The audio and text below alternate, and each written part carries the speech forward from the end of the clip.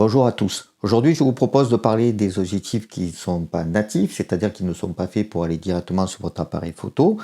Ça va nous amener à parler de la notion de monture et de tirage mécanique. La monture, c'est l'interface mécanique, essentiellement de nos jours électromécanique, qui permet d'associer l'objectif à l'appareil photo et de faire en sorte qu'il tienne sur l'appareil et de transmettre, grâce à l'électronique, les ordres pour pouvoir faire l'ouverture et la vitesse.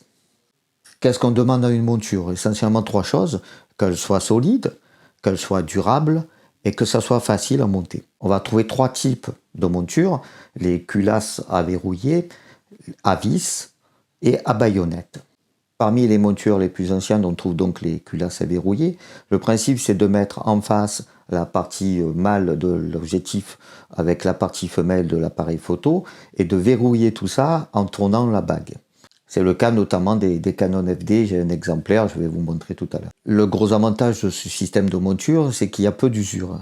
Quand on met l'objectif face à l'appareil photo, on ne le tourne pas, on le plaque et c'est la bague rotative qui va faire le verrouillage. Ça évite donc que les deux soient en frottement et donc il n'y a pas d'usure à ce niveau-là et ça évite un défaut de mise au point. Deuxième type de monture, donc les montures à vis. Là, c'est tout simplement un pas de vis mâle sur l'objectif et un pas de vis femelle sur l'appareil photo.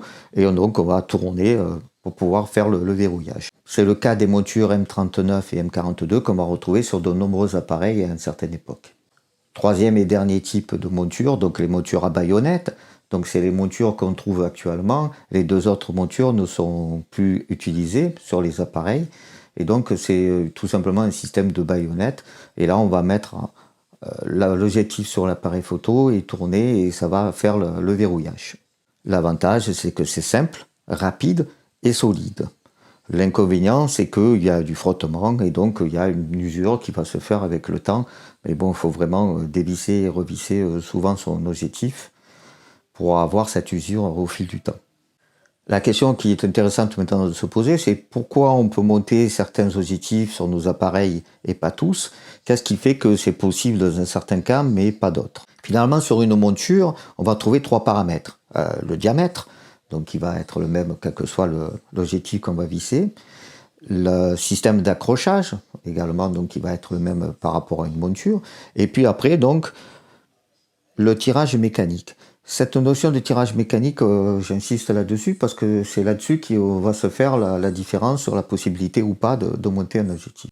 Finalement, c'est quoi le tirage mécanique? Rien de bien sorcier en la matière. C'est tout simplement la distance qui sépare l'extrémité de la monture de l'objectif du capteur de notre appareil photo. Et c'est ça qui va faire toute la différence. Car sur les appareils récents, les hybrides, la plupart du temps, cette distance est assez courte, ce qui permet de monter plus facilement des objectifs qui datent des époques des réflexes, qui eux, les réflexes avaient une distance un peu plus importante, un tirage mécanique un peu plus important. C'est important parce que si on ne respecte pas ce tirage mécanique pour une monture donnée, la mise au point est tout simplement impossible à faire. Du coup, le prérequis, si je le disais, c'est qu'on ne peut utiliser un objectif qui a un tirage mécanique qui est plus élevé que le tirage mécanique de notre boîtier. C'est intéressant parce que les montures réflexes ont toujours un tirage mécanique qui est plus élevé que ceux des hybrides, tout simplement parce que les réflexes possèdent un miroir, et donc ce miroir prend une certaine taille, une certaine distance, ce qui fait que ça sera toujours plus important, plus grand en tirage mécanique qu'un boîtier hybride. Du coup, pour pouvoir monter un objectif sur une monture qui n'est pas la sienne, il faut simplement compenser donc la différence de distance au niveau du tirage mécanique. Mettons que votre boîtier a un tirage mécanique de 18 mm et que l'objectif a un tirage mécanique qui a été adapté à une monture de 40, on va faire la différence entre 40 et 18. C'est ça qui va faire la taille de notre bague. Il va y avoir le diamètre qui va correspondre d'un côté et de l'autre pour que le diamètre soit converti. Et puis après, derrière, il y a la possibilité éventuellement, pour les plus sophistiqués, de faire le raccord au niveau électronique pour que les ordres continuent à passer. Mais le plus souvent, c'est juste un tube. Il n'y aura pas de poursuite électronique et donc on perdra les automatismes.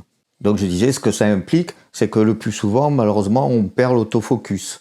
on perd l'automatisme et donc à ce moment-là, on doit utiliser l'objectif qu'à travers la possibilité de tourner à la fois la bague d'ouverture et la mise au point manuellement.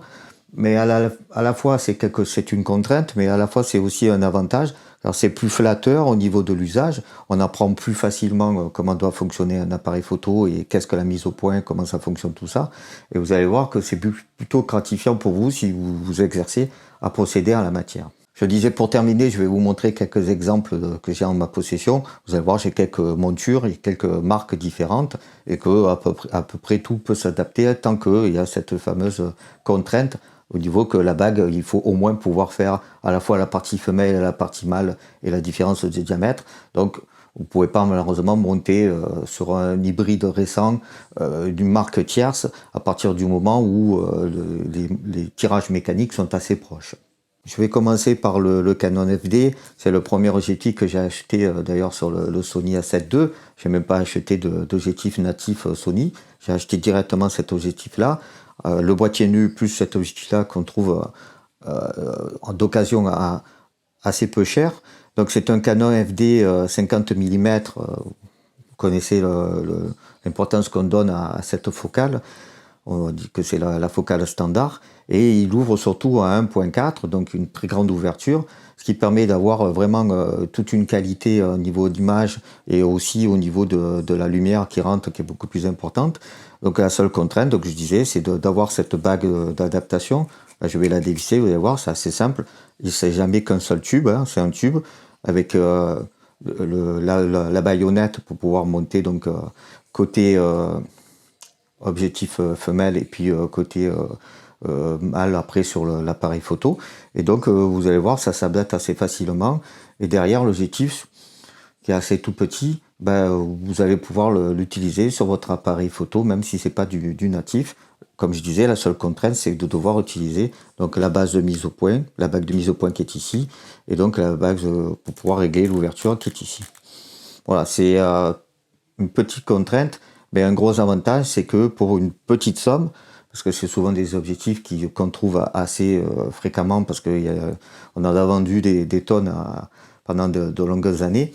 Et donc, si vous trouvez une occasion intéressante où la qualité est au rendez-vous, je vous invite à faire cet petit investissement. Vous allez voir, c'est très intéressant pour votre pratique photographique. J'ai aussi du Minolta. Donc Minolta, ça avait été racheté par Sony pour pouvoir faire en fait les tout premiers appareils.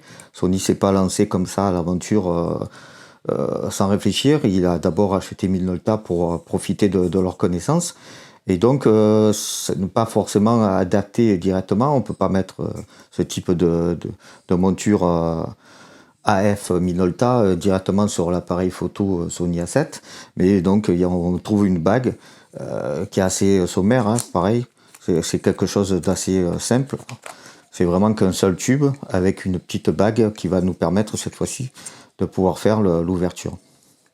Et l'appareil, l'objectif en lui-même, donc est assez, on peut le dire, assez frustre. Hein. J'avais fait une vidéo d'ailleurs, j'avais présenté dedans. Donc il est assez simple. La bague ici, l'appareil en lui-même est dépourvu de bague pour pouvoir faire l'ouverture. Il y a juste la mise au point qu'on peut régler comme ça. Et donc c'est la bague qui cette fois-ci va rajouter la possibilité d'avoir donc la bague d'ouverture. Alors que tout à l'heure, sur le 50 mm FD Canon, il y avait directement sur l'objectif de quoi régler et la mise au point et l'ouverture. J'ai aussi un Canon FL 135 mm. FL, c'est carrément une monture encore plus ancienne que le Canon FD qu'on a vu tout à l'heure. Donc c'est le même principe. Donc on voit bien que c'est un système, le tout premier système qu'on a vu, donc à culasse à verrouiller. Et donc on va mettre cette partie-là donc sur l'appareil photo, sur la bague d'adaptation, on va verrouiller. Et de l'autre côté de la bague d'adaptation, on aura la monture qui est native sur l'appareil photo. Donc on voit bien le système de verrouillage. Donc on positionne en face et on verrouille par la bague. Et pour terminer, donc un Pentax. Donc vous voyez qu'on peut avoir des marques vraiment très différentes. On a vu du Canon, deux objectifs Canon, on a vu un objectif Minolta et là un objectif Pentax. C'est le Pentax M, un 200 mm. Donc c'est le même principe, il faut une bague d'adaptation. Vous trouvez à peu près toutes les marques. Il y a beaucoup de marques qui se sont lancées parce qu'après tout, comme c'est la plupart du temps simplement un tube avec une différence de diamètre, c'est assez facile à usiner et donc à vendre peu cher. Donc on va trouver pléthore de bagues adaptatives à partir du moment où c'est possible techniquement par rapport au tirage mécanique. Voilà, donc je pense que j'ai fait le tour des différents dispositifs que je pourrais vous montrer pour comprendre cette petite notion qui est intéressante. Et je vous invite à faire ça si vous voulez faire un petit investissement pas trop cher en photographie. Vous allez voir que les objectifs anciens ont un cachet bien particulier au niveau de l'image, de la qualité de l'image. Outre le fait qu'on peut trouver des ouvertures très grandes qui peut coûter beaucoup plus cher dans les objectifs natifs, même un 50 mm 1.4 sur du Sony natif, ça va commencer à représenter un certain coût, donc à peu près dans les 200 €, alors qu'un objectif Canon FD 50 mm 1.4, vous allez le trouver d'occasion à même pas 50 €. Si vous rajoutez juste le prix de la bague en plus, ça ne vous fera pas un énorme investissement. Et c'est très intéressant pour la qualité de lumière, pour le cachet que ça peut apporter. Voilà, je pense qu'on va conclure ainsi cette vidéo. Je vous dis à bientôt sur Juste Mise au Point.